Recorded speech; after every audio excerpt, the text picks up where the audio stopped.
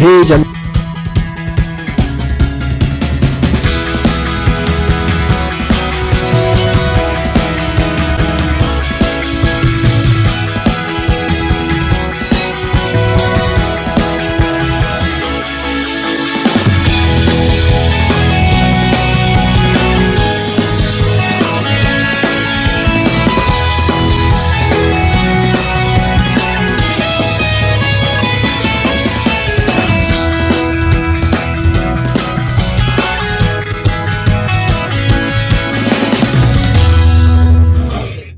E o nosso convidado de hoje, o nosso querido Dr. Thyssen, é cardiologista, médico também atuante, bastante atuante na sua profissão, tem congressos aí em diversos cantos do mundo, faz palestras para eventos espíritas, não só no Brasil, mas também ao redor do mundo, e para mim é uma satisfação enorme estar aqui com ele. Eu vou perguntar ao meu querido irmão o seguinte: meu irmão, qual é em geral a maior preocupação das pessoas? Elas se preocupam mais com as doenças do corpo ou com as doenças da alma?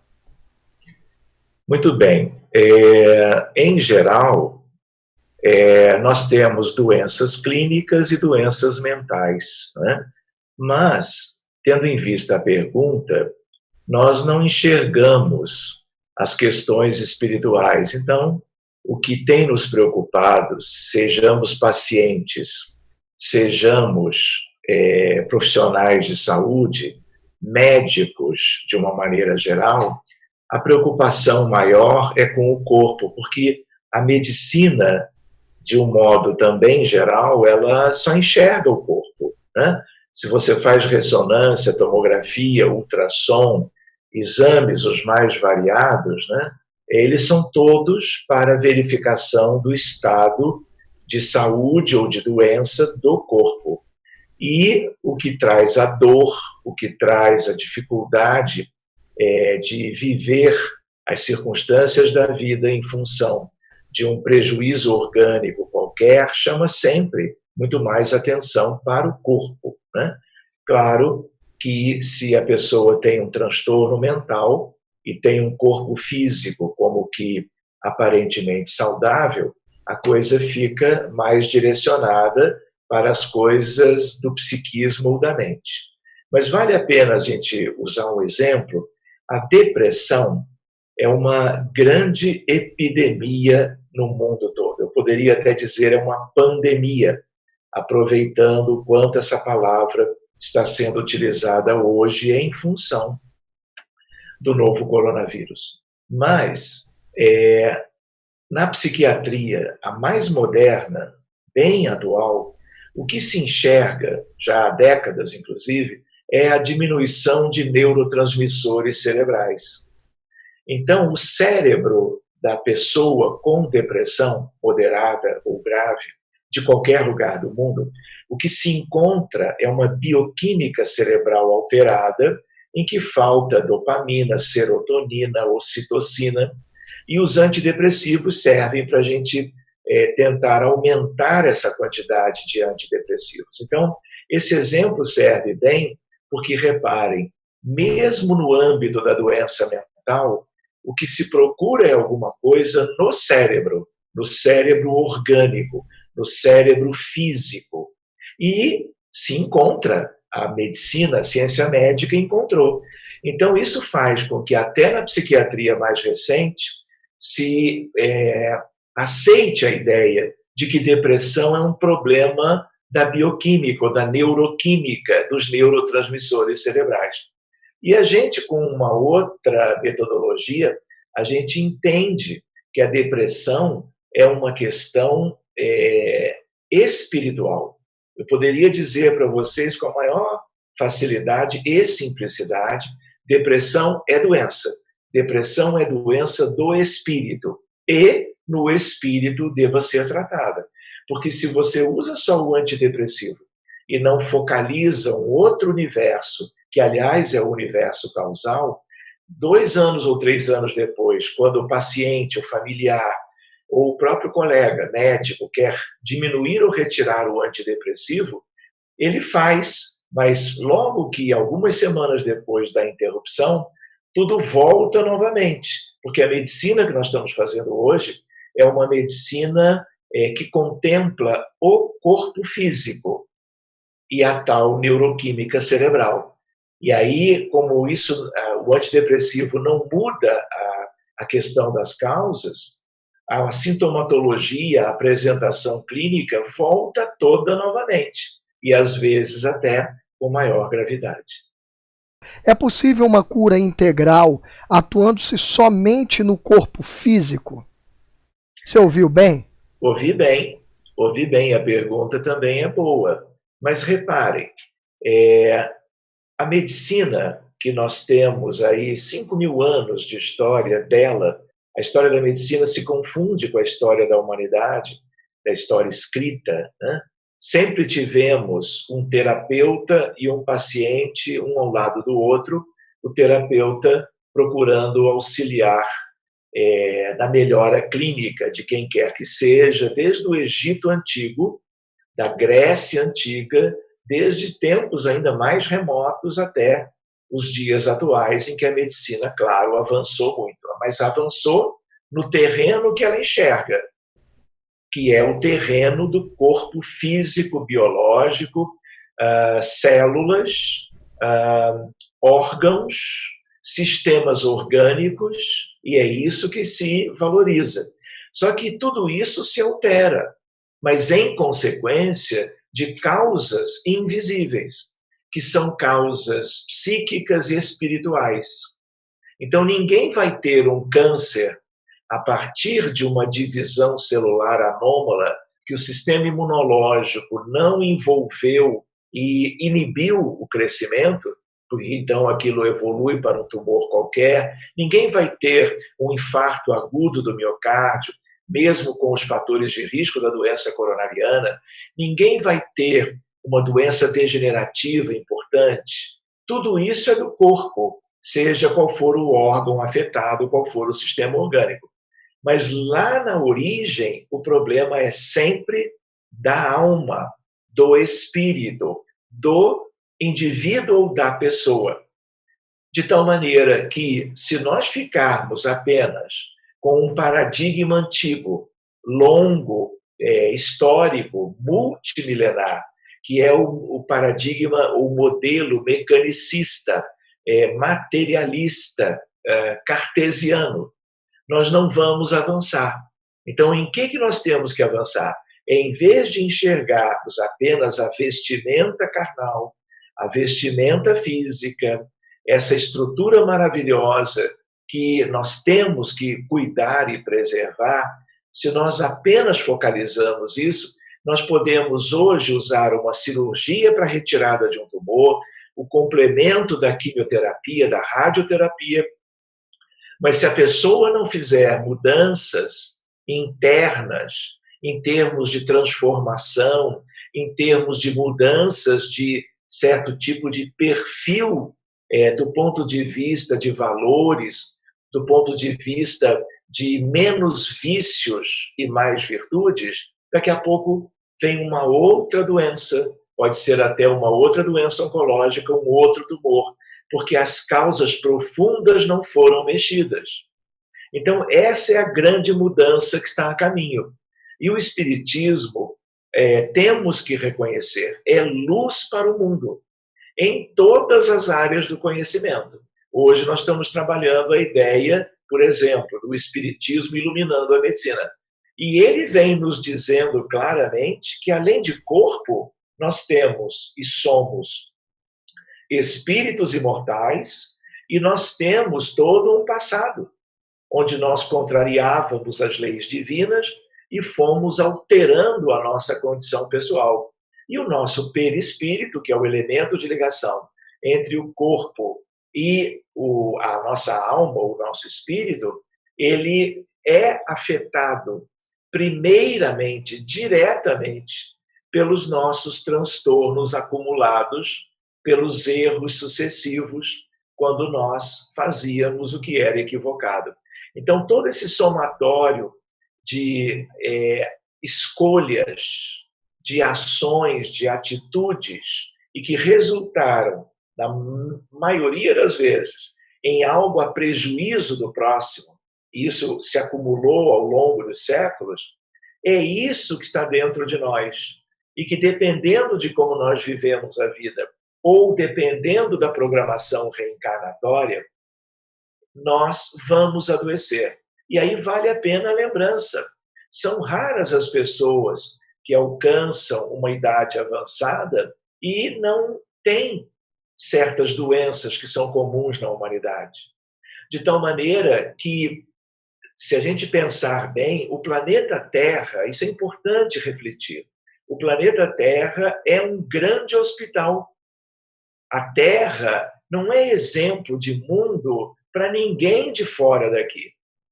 Não é? Assim como os médicos, quando o doente é mais grave, colocam internados em enfermarias e leitos hospitalares por causa da gravidade, do ponto de vista de um certo grande universo, a Terra é um dos grandes hospitais, mas também não é o único, porque o contingente de estrelas, de galáxias, é uma coisa inimaginável. Pode ser até assunto para conversarmos outro dia. Mas o que eu quis dizer é que, se nós entendermos que quando encarnamos na Terra, nós trazemos as predisposições para adoecermos quase que em todas as reencarnações, essa mudança de modelo ou de paradigma, ela tem que ser agilizada pela própria ciência médica, para que nós não nos iludamos. Claro, vamos continuar usando os grandes avanços de todas as especialidades na situação mais moderna que nós temos, mas nós não podemos deixar de lado o principal. Quando a gente pensa assim, a gente também lembra, a pessoa desencarna por um derrame cerebral, por um processo de uma infecção grave, com falência de múltiplos órgãos, ou como uma septicemia, ou um infarto agudo, e assim por diante, do miocárdio. Chega-se no mundo espiritual, o corpo se perdeu, porque nós desencarnamos, ou os nossos pacientes desencarnaram sucessivas vezes, né? No sentido de que quantos pacientes tivemos que nós não conseguimos deter o processo que levou à desencarnação deles. E aí o que acontece? Chega-se no mundo espiritual em condições as mesmas, precárias, envolvendo sofrimento, e aí o perispírito, que já estava como que vivendo o prejuízo e as consequências que nós causamos a ele, né, ao perispírito de qualquer um, na verdade, além disso, são as questões das vivências infelizes do outro lado. Por isso que no mundo espiritual, porque a Terra é um grande hospital, além de ser um grande educandário, como hospital, a vida do além-túmulo, nós temos hoje 7,7 bilhões de encarnados. Temos aproximadamente 12,3 bilhões de humanos desencarnados. O maior contingente é contingente de espíritos humanos enfermos, do outro lado. De tal maneira que, assim como aqui tem tantos hospitais e clínicas, do outro lado tem ainda mais, proporcionalmente ao maior contingente de desencarnados enfermos. Meu querido irmão, muito obrigado. Temos mais perguntas aqui, né, no chat. Na verdade, eu não li a primeira, eu tinha falado aquela hora que já tinha pergunta.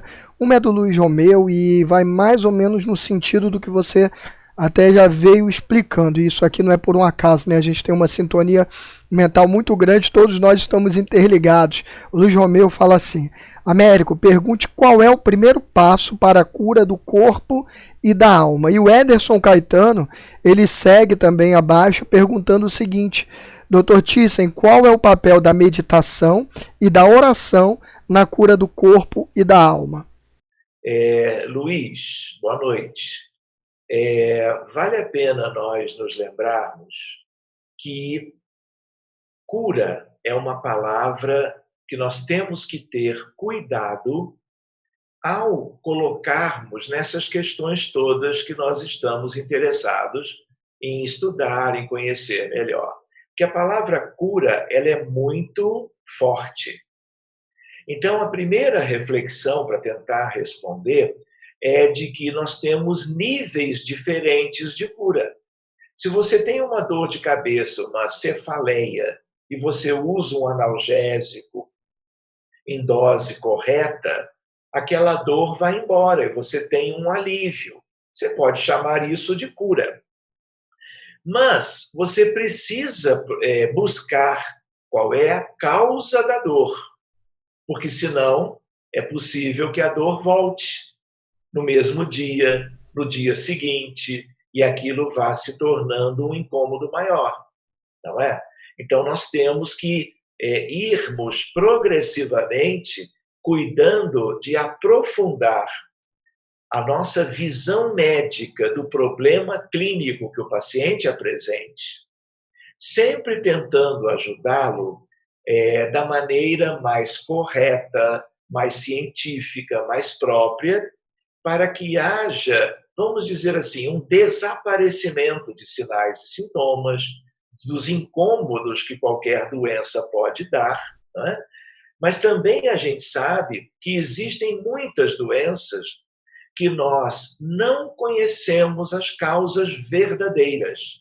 Então, por exemplo, o diabetes mellitus é uma epidemia no mundo, é uma das doenças mais antigas.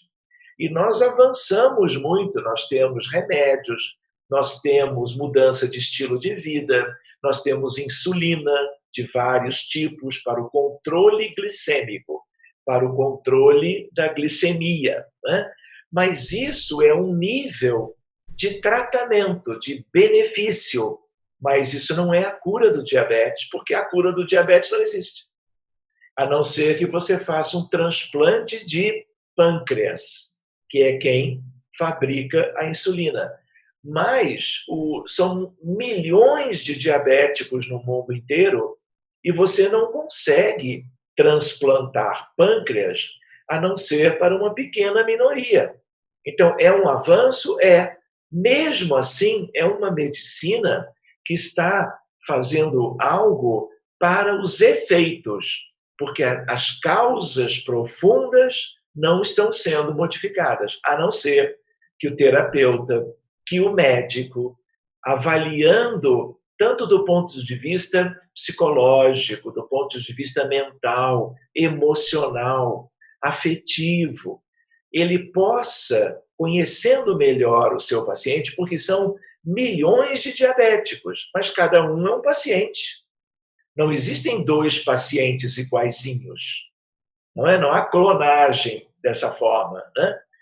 Então, a ideia qual é? A ideia de que, na relação médico-paciente, deve haver uma busca pelo médico de conhecer bem o seu paciente, para, inclusive, sugerir outras coisas que o auxiliem numa ideia de algo que vem de dentro, algo que é profundo, para que ele, em essência, o paciente de hoje, com o tal diagnóstico de diabetes, ele possa ser auxiliado para buscar mudanças internas, mudanças para melhor, como alma, como ser humano, como espírito, como pessoa. E aí vem as questões dos referenciais para isto. Não é? Então, tem pessoas que podem achar que ir à praia todos os dias, ou que passear, viajar e fazer coisas aprazíveis, lugares assim, que a pessoa tenha prazer de estar, né? E outras modalidades muito interessantes para que se melhore a qualidade de vida, isso é muito bom.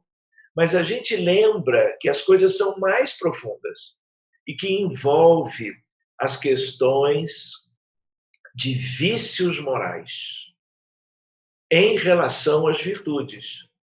Então, quanto mais nós éramos viciosos, no sentido de orgulho e egoísmo, poderíamos colocar a vaidade junto, orgulho, egoísmo e vaidade, nós erramos muito em função disso, procurando viver situações de, vamos dizer assim, que se sobressaísse o bem-estar pessoal em detrimento do bem-estar do próximo.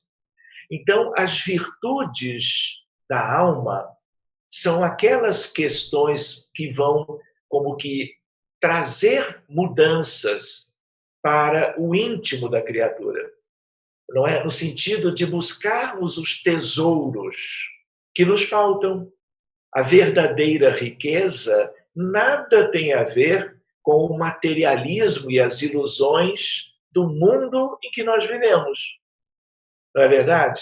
No plano espiritual, os materialistas descem, porque erram sucessivas vezes. Preferem o ter e não tanto o ser, no sentido de construírem o homem de bem, de construírem um futuro em que sejam felizes em qualquer região do universo divino, por causa de solidariedade, fraternidade, caridade, compaixão, tolerância, humildade e assim por diante. E são esses padrões mentais, padrões de vivências, de escolhas. É quando a gente diz assim, nós temos 3 questões importantes na vida humana para cada um. Nós temos pensamentos, o principal atributo do Espírito eterno. Nós temos os sentimentos, profundamente ligados aos pensamentos, e nós temos a vontade.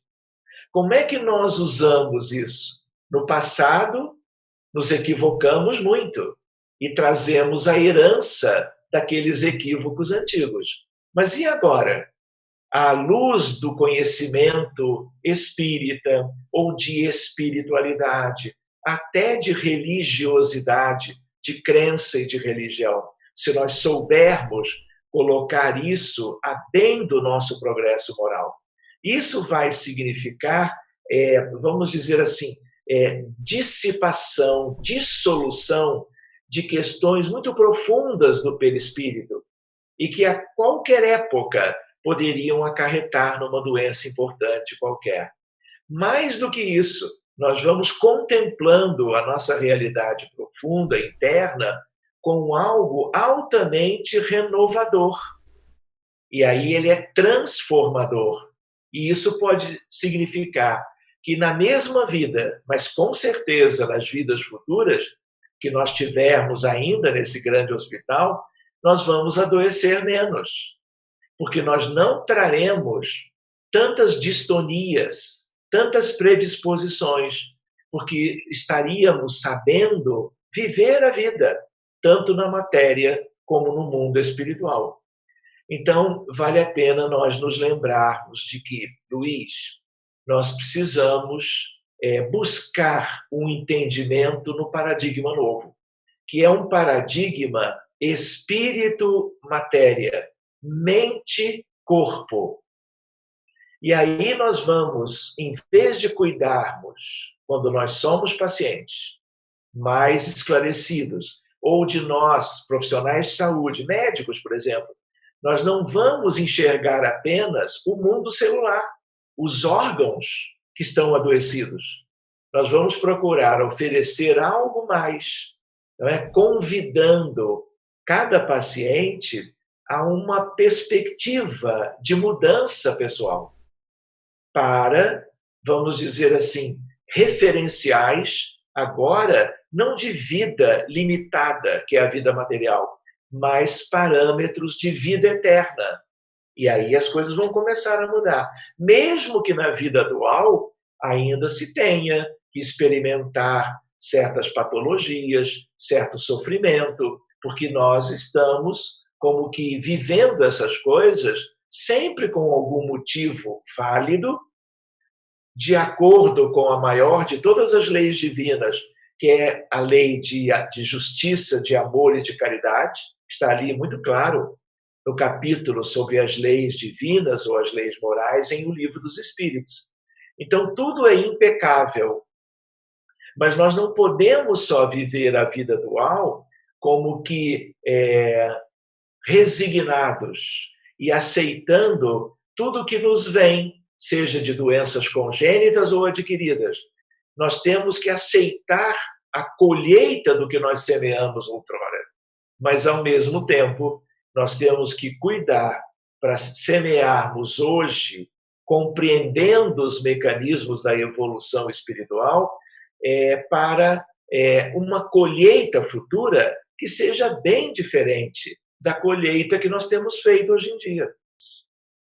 Nessa mudança de paradigma, de modelo, quero dizer para todos vocês, e é quase uma revelação se vocês não são da área médica. Hoje em dia, por exemplo, nós pensamos em gratidão.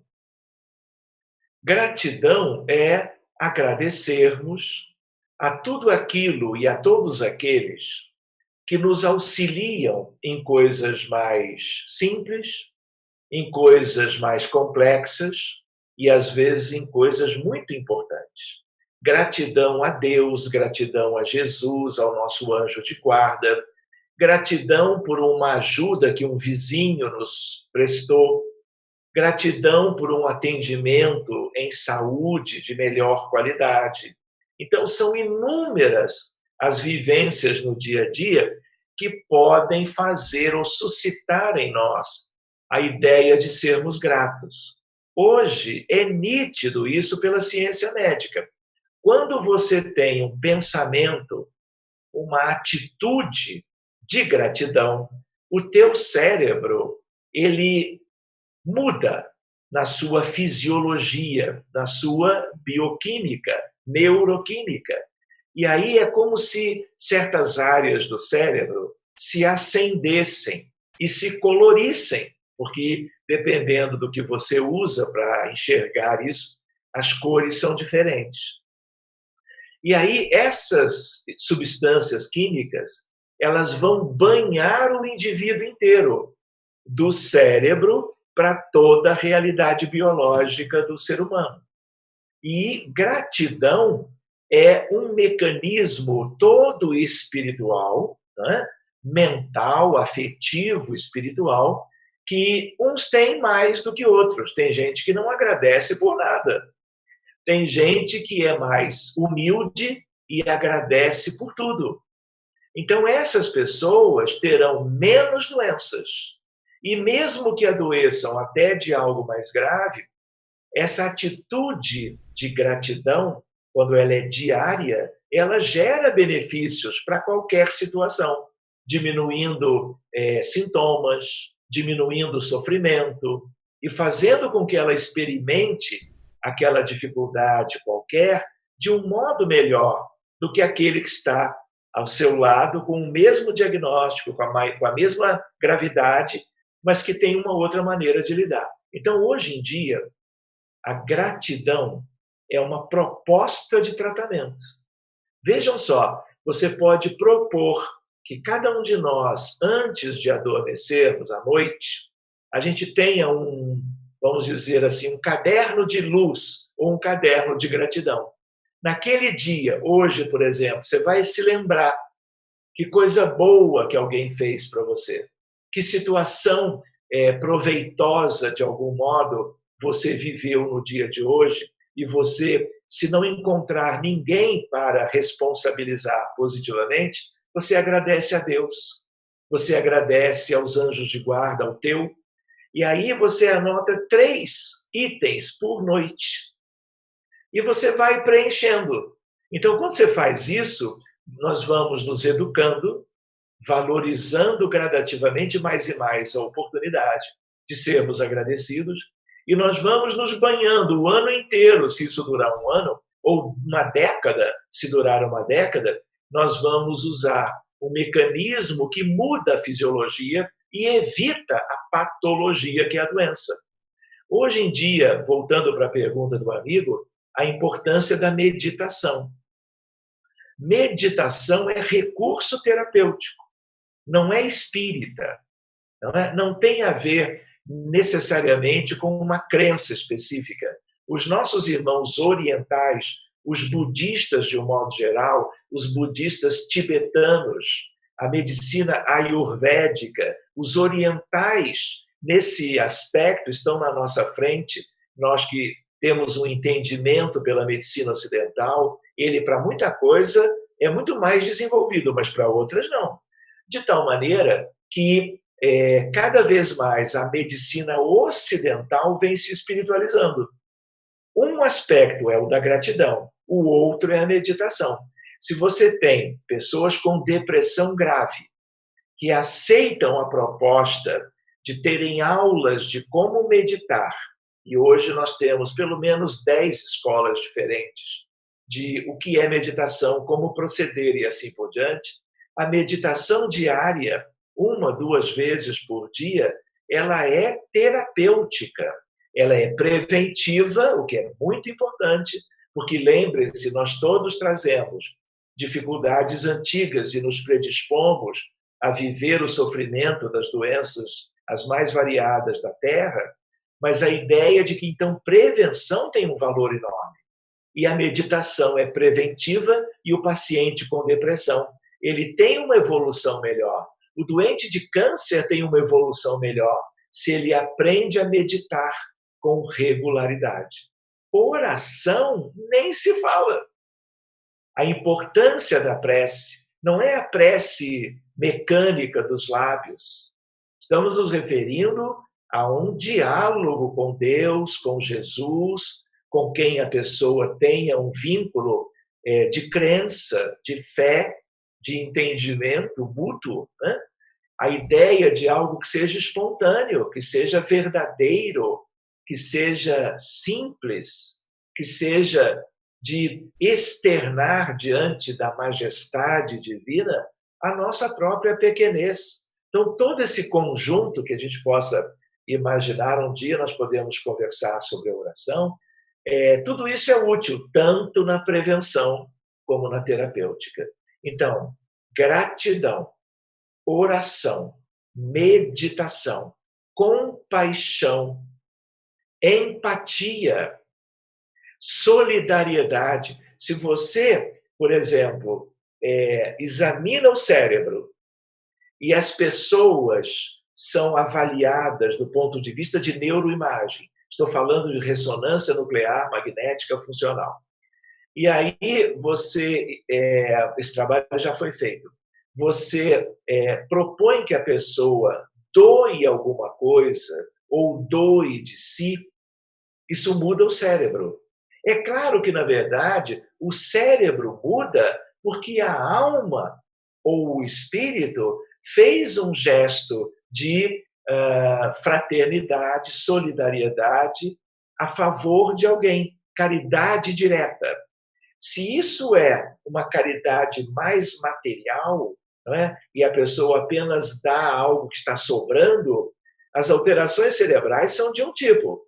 Mas quando você vai a campo e você doa da sua energia, do seu tempo, daquilo que você tenha de mais precioso, é outra dinâmica e o efeito é muito maior.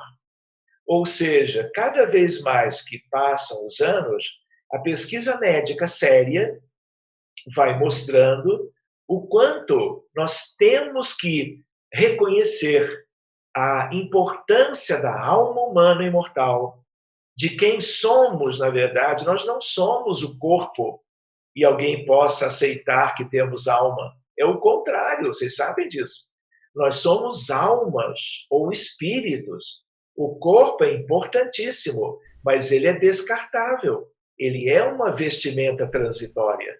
Então, tudo que nós fizermos em prevenção e em terapêutica que mude a condição mais profunda de nós mesmos, nós estamos fazendo uma medicina nova. E essa medicina nova é a medicina do futuro. A medicina que fazemos hoje é importantíssima, porque muito se pode fazer e ajudar os pacientes.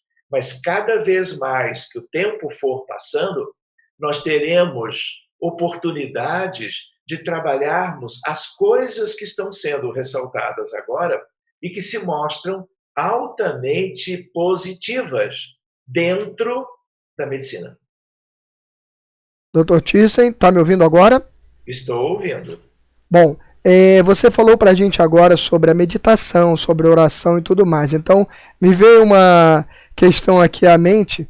Durante os seus tratamentos médicos, ou se você tiver até algum exemplo para trazer para a gente, seria muito bacana.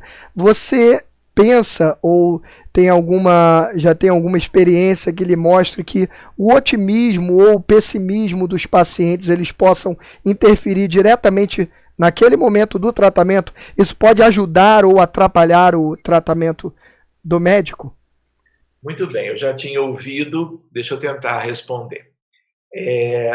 As pessoas com respectivas doenças, elas são todas muito diferentes umas das outras. Então, se uma pessoa tem uma doença chamada hipertensão arterial sistêmica, é outra epidemia mundial, ou pensando no lúpus eritematoso sistêmico, ou no câncer, o que acontece? Questões da pessoa são também muito importantes. Se uma pessoa tem um diagnóstico de uma situação mais delicada ou mais grave, sempre que ela reage positivamente, seja por ela própria, pela pessoa que ela é, por tudo que ela já como que alcançou no sentido de lidar com as questões da vida, se ela é otimista, tudo corre melhor. O que também não quer dizer que o otimismo seja tudo. Ela pode ser otimista e muito, mas se ela não receber o melhor tratamento médico, o tratamento médico pertinente, correto, para aquela sua situação médica, não vai adiantar ela ser otimista, porque a doença vai progredir sem controle. Mas quando se oferece tudo de melhor para um paciente qualquer, com uma medicina atualizada, aí a diferença existe. Aquele que tem uma postura pessimista, depressiva, triste, isso compromete a própria situação biológica, patológica que ela está enfrentando agora. Então, isso precisa ser avaliado pelo clínico. Porque se a pessoa está otimista, graças a Deus, vai ajudar no tratamento isso. Se ela estiver pessimista, esse pessimismo tem que ser trabalhado. Tem que haver uma outra abordagem para que a pessoa deixe a postura depressiva para estar, vamos dizer, de uma forma ou de outra, numa situação mais normal. E quem sabe já mudando de lado para o lado do otimismo. Eu vou comentar um exemplo curioso que é da cardiologia e que tem a ver com a tua pergunta. Se eu pegar, por exemplo, na unidade coronariana, onde os doentes com infarto são tratados, se eu fizer a seguinte pesquisa, eu pegar 100 pacientes com infarto, colocar num grupo, pegar outros 100 pacientes com o mesmo tipo de infarto, mesma idade, mesmos fatores de risco, 2 grupos iguais. Mas a única diferença é que no primeiro grupo, todos os doentes têm depressão.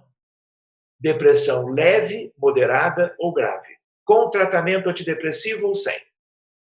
E o outro grupo é composto de coronarianos, infartados, iguais ao anterior, só que sem depressão. O que se viu na pesquisa?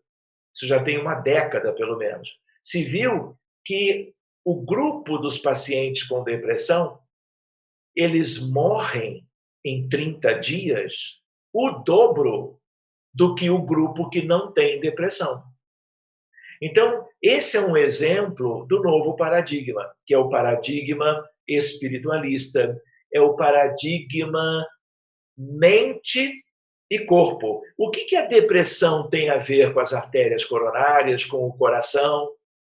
Por que o coração leva, se a pessoa tem depressão, a pessoa a morrer o dobro do que se não tivesse depressão? A depressão não é doença espiritual, doença mental, então é porque tem alguma ligação entre o cérebro biológico, onde a depressão também está, mas ela está a níveis espirituais e muito mais profundos do que o cérebro, e isso afeta o coração, a ponto da mortalidade ser o dobro. A gente chama melhor letalidade. Então, isso é um exemplo bem palpável, Américo, quanto a isso que você lembrou na sua pergunta. Então, quanto mais otimista você estará com o seu paciente, ou ele próprio paciente, contribuindo para uma melhor evolução. Isso não é tudo, mas isso pode ser muito favorável quando a gente ainda mais compara com as pessoas que ficam depressivas ou tristes.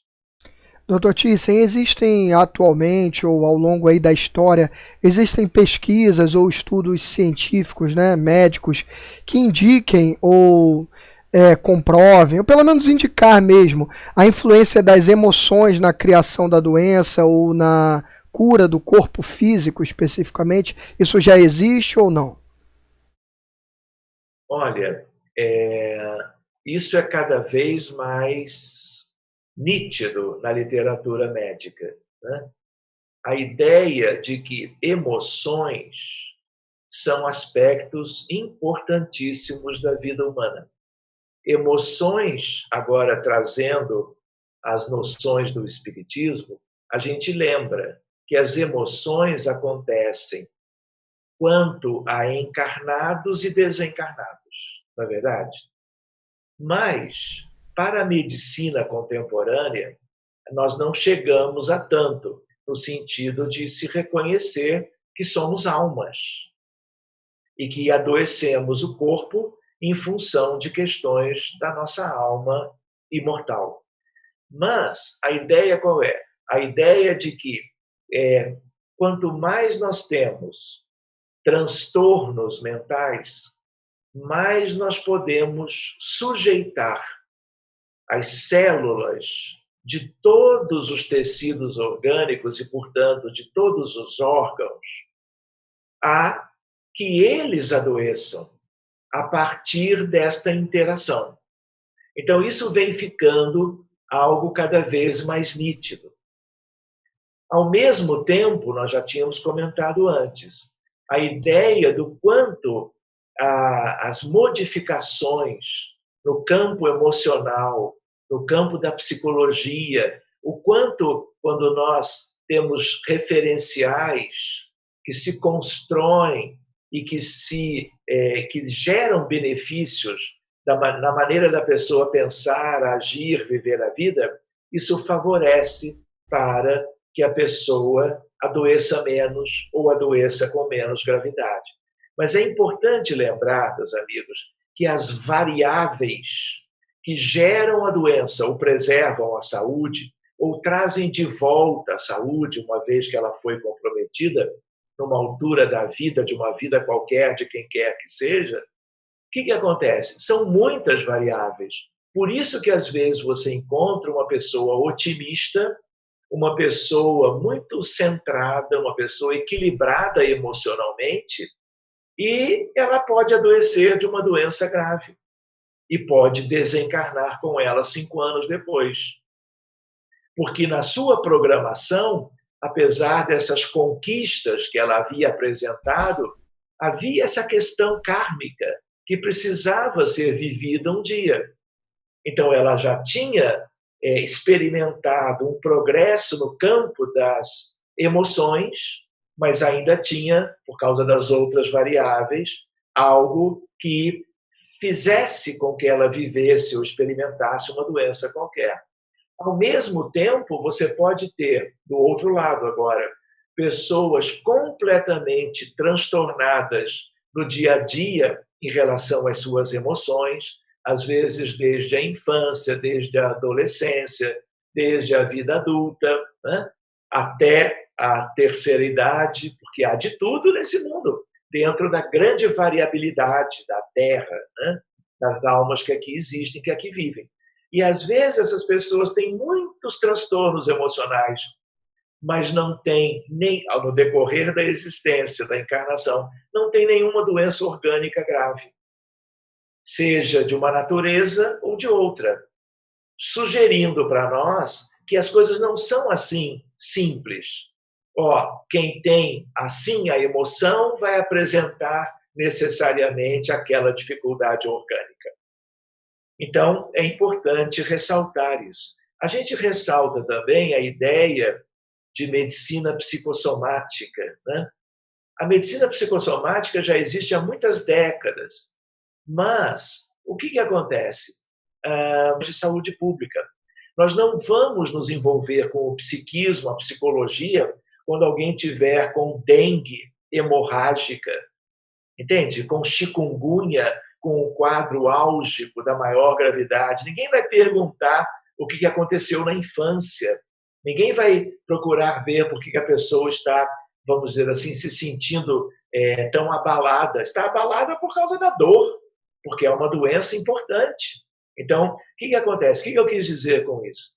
Talvez a nível de consultório, talvez a nível de atendimentos hospitalares no futuro, feitos em ambientes propícios para isso.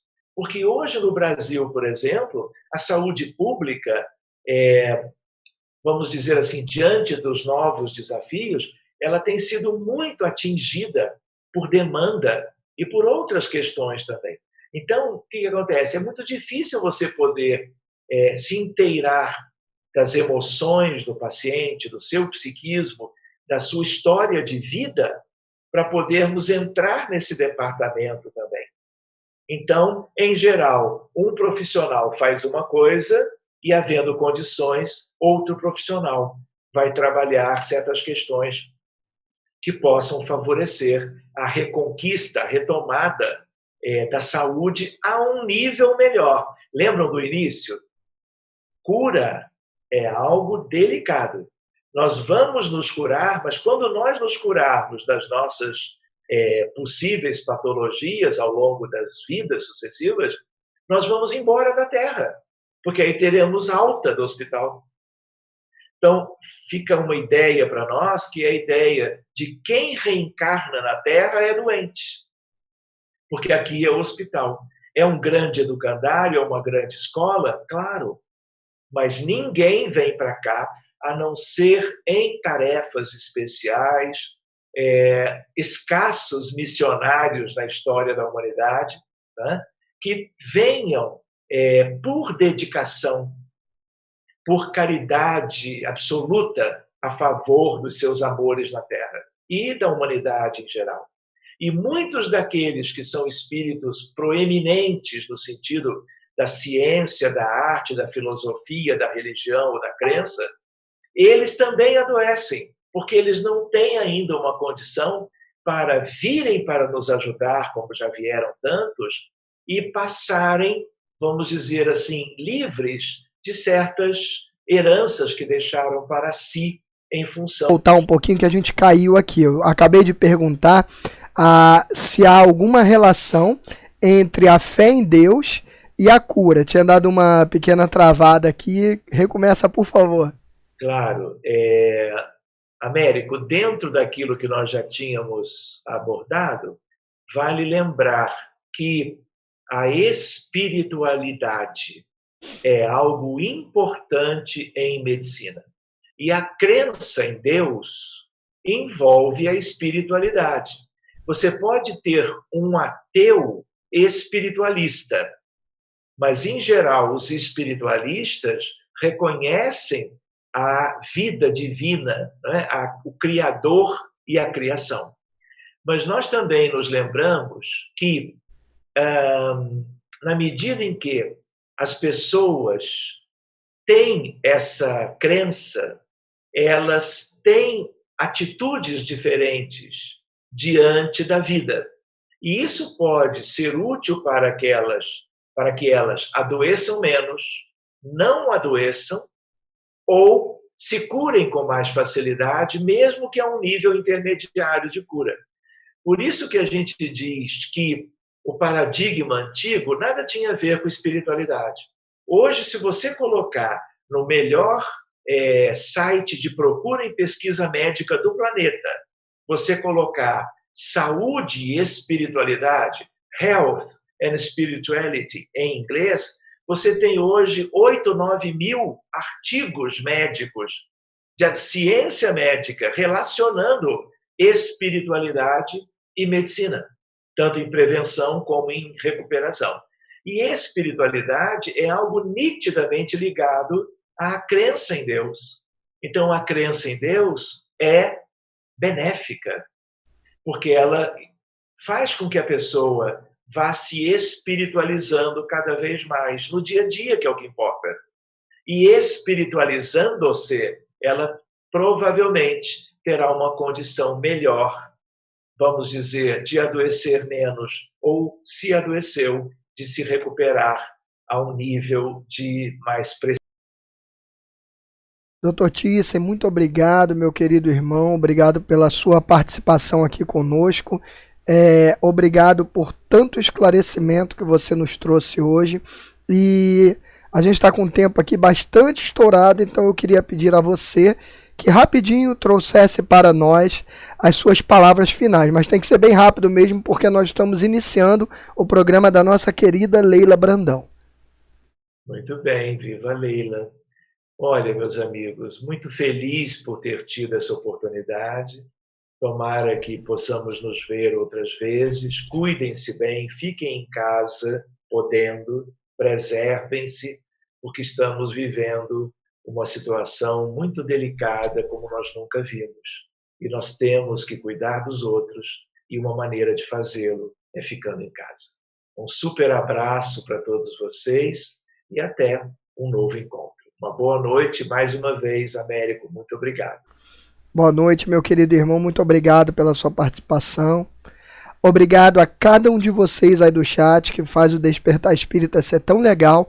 Nós teremos, sem dúvida nenhuma, outros encontros com o nosso irmão Dr. Thyssen, porque nós temos ainda um monte de perguntas aqui que vocês deixaram. Eu anotei algumas aqui e que ainda precisamos fazer ao nosso querido irmão. Então, estejam todos convidados para o nosso novo programa. Vou combinar com o nosso irmão qual é uma data que a gente pode retomar esse assunto aqui na Nova Luz. Segunda que vem nós estaremos de novo aqui reunidos para o nosso Despertar Espírita. Fiquem agora na continuação aqui na TV Nova Luz com o programa da nossa querida Leila Brandão. Um beijo no coração de cada um de vocês e até a próxima.